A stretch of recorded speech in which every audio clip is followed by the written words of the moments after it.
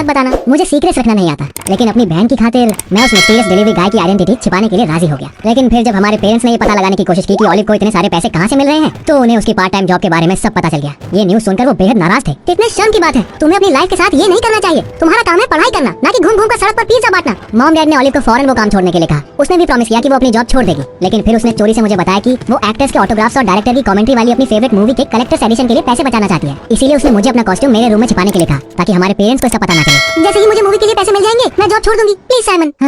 मुझे याद आया कि ऑलिव ने मुझे कितनी बार हमारे पेरेंट्स से बचाया था, इसलिए मैं उसे मना नहीं कर सकता था। और फिर मैंने वो कॉस्ट्यूम बैग के नीचे छिपा दिया। उसी दिन शाम को पॉल मेरे घर आया। मुझे पता था वो अच्छा लड़का नहीं है और वो ऑलिव को बहुत तंग करता था, लेकिन हम बचपन के फ्रेंड्स थे, इसलिए मैं उसे कुछ नहीं कह पाता था। हम वीडियो गेम खेल रहे थे और तभी पॉल को प्यास लगी। मैं गेम पॉज करके भागता हुआ किचन से सोडा लेने गया। लेकिन जैसे ही मैं वापस आया, मैंने देखा कि पॉल ने मेरी बहन का कॉस्ट्यूम अपने हाथ में पकड़ रखा था और मुझे हैरानी से घूर रहा था। तो वो तुम थे जो कल हमारे यहाँ पिज्जा लाए थे और इतने प्यार से हंस रहे थे कि मैंने तुम्हें $20 की टिप दे दी। मुझे इस बात पर गुस्सा आना चाहिए था कि पॉल मेरा रूम चेक कर रहा था, लेकिन उसके बजाय मैं तुरंत उसके लिए कोई अच्छा सा जवाब ढूंढने लगा। मैं अपना प्रॉमिस तोड़कर ये एडमिट कर सकता था कि वो ऑलिव की कॉस्ट्यूम है, या फिर ये कह सकता था कि वो मेरी कॉस्ट्यूम है, लेकिन फिर वो मेरा बहुत मजाक उड़ाता। मैं पहले ही अपनी बहन को उस बैग की वजह से बहुत परेशान कर चुका था और पॉल तो मेरा फ्रेंड था। मुझे लगा वो मेरा ज्यादा मजाक नहीं उड़ाएगा, इसलिए मैंने बोल दिया कि वो मिस्टीरियस डिलीवरर मैं ही था। ये सुनते ही पॉल अपना पेट पकड़कर पागलों की तरह हंसने लगा। अपने फ्रेंड का ऐसा रिएक्शन देखकर मुझे बिल्कुल अच्छा नहीं लग रहा था, लेकिन मुझे अभी भी उम्मीद थी कि वो बात वहीं पर खत्म हो जाएगी। आफ्टर ऑल मैंने सही चीज की थी और अपनी बहन को कोई धोखा नहीं दिया था। अगले दिन जब मैं शाम को प्रैक्टिस करके घर आ रहा था, तो मैंने नोटिस किया कि पॉल के घर से म्यूजिक और काफी शोर शराबे की आवाज सुनाई दे रही थी। मैं इसकी वजह जानना चाहता था, इसलिए मैंने खिड़की से झांक कर देखा। वाह, पॉल ने एक बड़ी पार्टी रखी थी और उसमें लगभग पूरे स्कूल को इनवाइट किया था। लेकिन मुझे ये नहीं समझ आ रहा था कि उसने मुझे इसके बारे में कुछ क्यों नहीं बताया। मैं घर के अंदर घुस गया और भीड़ में उस गद्दार को खोजना शुरू कर दिया।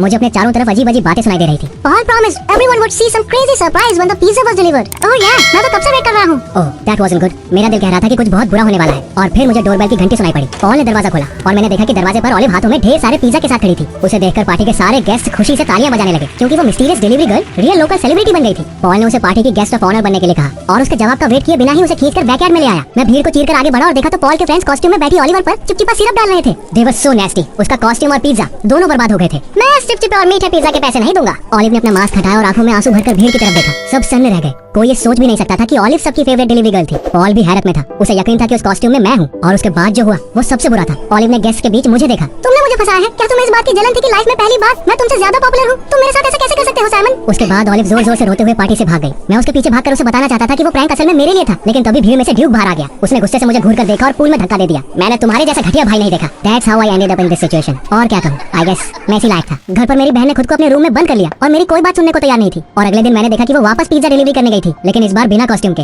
शाम को मैंने उससे पूछा कि वो अभी भी वो काम क्यों कर रही है। ये सब तुम्हारे फ्रेंड पॉल की वजह से। मुझे उन पिज्जा की भरपाई करने के लिए काम करना पड़ रहा है जिसके उसने पैसे नहीं दिए। उस वक्त मुझे बहुत गुस्सा आया। मैंने पहले ये कैसे नोटिस नहीं किया कि मेरा फ्रेंड इतना घटिया इंसान है। मैंने पॉल के पास जाकर उससे उन पिज्जा के पैसे मांगे जो उसने खराब किए थे, लेकिन वो मेरा मजाक उड़ाने लगा। नहीं तो क्या तुम भी अपनी बहन की तरह आंसू बहाओगे? पॉल ने तड़ से दरवाजा मेरे मुंह पर बंद कर दिया और मैं दांत पीसता रह गया। मैं उसे ऐसे नहीं छोड़ सकता था। That scoundrel. जैसे ही मैंने मुड़कर देखा तो मेरे पीछे ड्यूक खड़ा था। असल में वो रास्ते से गुजर रहा था और अचानक उसने मेरी और पॉल की बातें सुन ली। मैंने उसे सारी बात बताई। Duke offered to help Olive repay the debt and teach Paul a lesson. हम दोनों ने उस दिन बंद मेले में एक थीम्ड पार्टी रखी और अपने क्लासमेट से एंट्रेंस के पैसे देने के लिए कहा, जितना भी वो दे सकते थे। जल्दी ही हमें उतने पैसे मिल गए जितने की हमें जरूरत थी। पॉल भी उस पार्टी में आया था और पैसे दिए बिना ही बेशर्मी से अंदर घुस गया। लेकिन ड्यूक और मैंने उसे कुछ नहीं कहा, क्योंकि पॉल के लिए हमने कुछ स्पेशल प्लान कर रखा था। ड्यूक ऑलिव को डेट पर चलने के लिए बोलकर पार्टी में ले आया था। जैसे ही उसने मुझे देखा वो नाराज हो गई और कहने लगी कि मुझसे बात नहीं करना चाहती। लेकिन ड्यूक ने किसी तरह उसे मेरी बात सुनने के लिए तैयार किया। मैंने उसे समझाया कि वो सब एक मिसअंडरस्टैंडिंग थी और वो पार्टी बस उसी के लिए है। और ये रहे पैसे, तुम्हें अब काम करने की कोई जरूरत नहीं है। लेकिन ये तो मेरी जरूरत से ज्यादा है। तो फिर बाकी के पैसे अपनी फेवरेट मूवी के कलेक्टर्स एडिशन पर खर्च कर देना। मेरी बहन ने खुश होकर मुझे गले लगा लिया और कहा कि अब उसे जाना चाहिए, नहीं तो उसकी वजह से हमारी पार्टी खराब हो जाएगी।